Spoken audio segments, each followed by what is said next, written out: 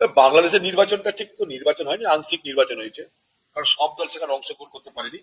আর BNP জিতবে এটা আমার ধরেই নেওয়া হয়েছিল। বাংলাদেশে আরো অনেক পার্টি আছে, তারা সেভাবে অংশগ্রহণ করেনি।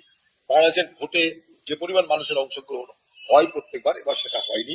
ফলে ভোট কমসে কম হয়েছে। আমরা চাইবো যে বাংলাদেশে যারাই সরকার করুক না কেন, সেই সরকারের সঙ্গে ভারতবর্ষের সম্পর্কটা বন্ধুত্বপূর্ণ হোক, সুদৃঢ় হোক, এটা আমরা চাই। যদি বলেন ভোটের কথা, তাহলে অভিযোগ যে বাংলাদেশের সব পার্টিকে সেখানে ভোটে অংশগ্রহণ করতে দেওয়া হয়নি। কখনো শেখ হাসিনাকে, কখনো বিএনপি কে ভোটে অংশগ্রহণ করতে দেওয়া হয়নি, আজকে আওয়ামী লীগকে ভোটে অংশগ্রহণ করতে দেওয়া হলো না।